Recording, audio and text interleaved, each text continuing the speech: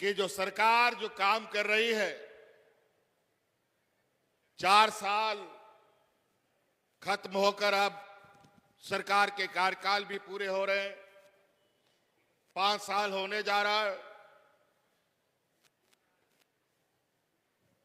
1-2 महीने के बाद इस राज्य में चुनाव भी हो जाएगा फिर से सरकार बनाने के लिए,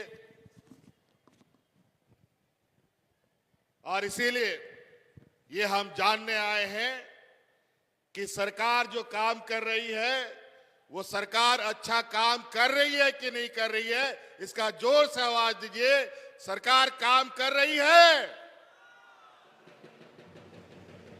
विशेषकर महिला दीदी लोगों से आप लोगों के लिए हम लोग मैया योजना सम्मान लाए हैं। क्या आप लोग को मैया योजना पसंद आया? जोर से आवाज दीजिए महिला लोग, आप लोग को पसंद आया? ये और भी चलना चाहिए। और हमको तो पता चला कि दूसरा किस्त भी मैया लोग के खाता में चला गया। चलिए, बहुत खुशी की बात है। 2021 से सरकार आपके द्वार का ये कार्यक्रम चल रहा है। याद कीजिए, सबसे पहले इस राज्य के हम लोगों के अपने माता पिता, बूढ़े बुजुर्ग जो हमेशा से अपना पेंशन के लिए दलाल और ब्लॉक का चक्कर काटता था, आज हमने ऐसा कानून बनाया कि इस राज्य का सभी बूढ़ा बुजुर्ग विधवा महिला को पेंशन मिलने लगे। आज दिया लगा करके, टॉर्च लगा करके भी ढूंढोगे, कोई बुजुर्ग बिना पेंशन का नहीं मिलेगा, कोई विधवा महिला बिना पेंशन का नहीं मिलेगा।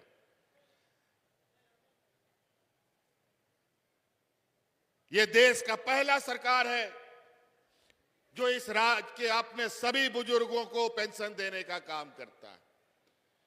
हमको पता है कि इस राज्य में कितनी गरीबी है। बेचारा बूढ़ा माँ बाप, घर में बड़ा परिवार, बेटा मजदूर, हालात ऐसे भी रहे हैं कि कई जगह बूढ़े माँ बाप को घर से भी बाहर निकाल देता है। लेकिन अब बूढ़े माँ बाप को कोई घर से बाहर नहीं निकालेगा, क्योंकि हर महीना माँ बाप को 1000 रुपया का पेंशन सरकार दे रही है। अब उसके बाद मैया सम्मान योजना आया। हमारे विपक्ष के लोग, अभी तो हम सरकारी योजनाओं को देखने के लिए आपके पास धरातल पे ये योजना उतरती है कि नहीं उतरती है, लोगों को इसका लाभ मिलता है कि नहीं मिलता है, इसके लिए हम जिला जिला घूम रहे हैं और वास्तविकता की जानकारी ले रहे हैं। और आज हमारे विपक्ष के लोग बोलते हैं कि ये दीदी मैया योजना सरकार बनने समय क्यों नहीं चालू किया, क्यों नहीं लागू किया, अभी चुनाव आया तो क्यों लागू किया। अरे नालायक बेईमानों, याद करो, सरकार 2019 में बना, उसके बाद कोरोना कौन लेके आया विदेश से, जरा बताओ।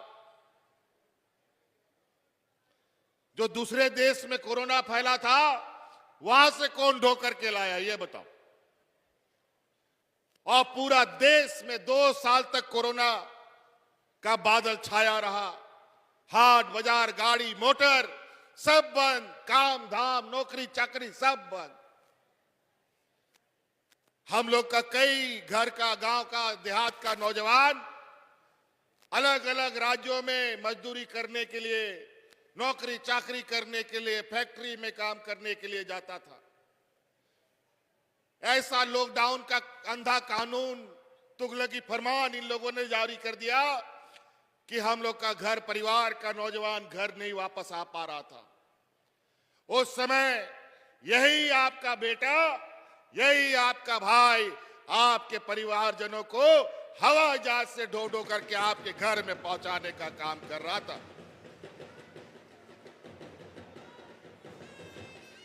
बताए कोई देश में झारखंड से पहले कोई अपने मजदूरों को लाने का काम किया हो? देश में पहला यह झारखंड है जो अपने हवाई चप्पल पहनने वाला मजदूर भाइयों को हवाई जहाज से ढो करके हम गांव पहुंचाने का काम किया है।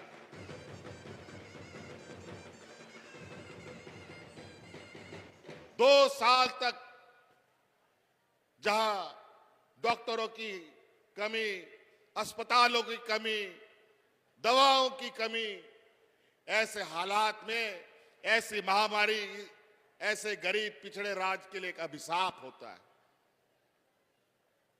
और उस समय हम अपने फंसे हुए अलग अलग राज्यों में 7 समुंदर पार लोगों को हवाई जहाज से, ट्रेन से, बस से ढो ढो करके हम ला रहे थे। और ये लोग ऐसा हालात पैदा कर दिया कि ये मजदूर अलग अलग राज्यों में फंसे, ये लोग ट्रेन में कट के मर गया। महिलाएं चलते चलते सड़क में बच्चों को जन्म दे रही थी। ये ऐसा बुरा हाल कर दिया था इन लोगों ने। लेकिन उन लोगों के लिए गाड़ी नहीं चला। कई लोग आधे रास्ते में लोगों ने दम तोड़ दिया, लाखों किलोमीटर पैदल चलने के लिए मजबूर हो गए। लेकिन इनकी आंख में एक आंसू नहीं टपका। और उस समय हम लोगों ने यह संकल्प लिया, हम लोग हर हाल में अपने मजदूरों को लाएंगे। उसके बाद पीछे पीछे और भी राज्य लोग हिम्मत किया और अपना मजदूरों को लाने का काम किया। और कोरोना में जो स्थिति बनी, आम दिन जब डबल इंजन की सरकार थी, यही भारतीय जनता पार्टी का सरकार 2019 के पहले कोई कोरोना नहीं था, कोई महामारी नहीं था, कोई लॉकडाउन नहीं था। लेकिन उस समय दर्जनों लोग हाथ में राशन कार्ड ले लेकर के भात भात करते मरा था। लेकिन हम लोगों ने 2 साल कोरोना के इस भयावह दिन में एक भी मजदूर को यहां भूख से नहीं मरने दिया। एक भी मजदूर को हमने नहीं मरने दिया। और वो इसलिए नहीं मरने दिया कि इस राज्य की हमारी महिला दीदियों ने सरकार के साथ खड़ा होने का संकल्प लिया। याद कीजिए 2019 का वो दिन जब गांव-गांव, पंचायत में महिलाएं फ्री में खाना बना करके मजदूरों को खिलाने का काम करती थी। और उसी समय हमने यह संकल्प लिया कि हम इस राज्य की अपने आधी आबादी को मजबूत करेंगे, उनको अपने पैरों में खड़ा करेंगे।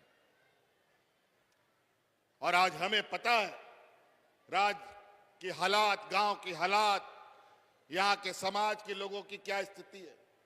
आज गांव देहात में इतने इतने गरीब लोग हैं कि छोटा छोटा काम के लिए कभी किसी को बीमार हो जाए, कोई स्कूल में बच्चा का फीस भरना पड़े, तो अगल बगल के लोगों से या महाजनों से उधार लेना पड़ता है। लेकिन हमने संकल्प लिया है, आने वाला 5 साल के अंदर हर एक घर में 1-1 लाख रुपया पहुंचाएंगे। किसी से भीख मांगने की जरूरत नहीं पड़ेगी। ना आपको महाजन से उधारी लेना पड़ेगा। और अभी हमको पता चला है हमारे विपक्ष के लोग कि आज दीदी मैया की योजना के काट में कोई नया योजना लेके आने वाले हैं। ये बस चुनावी जुमला है इनका। 20 सालों तक इन लोगों ने राज किया, क्यों दीदी मैया योजना नहीं चालू किया? क्यों बूढ़ा बुजुर्ग को पेंशन नहीं दिया? क्यों हमारी आने वाली पीढ़ी को संभालने वाली बेटियों के लिए सावित्रीबाई फुले योजना लाया? आज इस राज्य में कोई ऐसा बच्ची नहीं है जिसको सावित्रीबाई फुले से हम लोगों ने नहीं जोड़ा हो।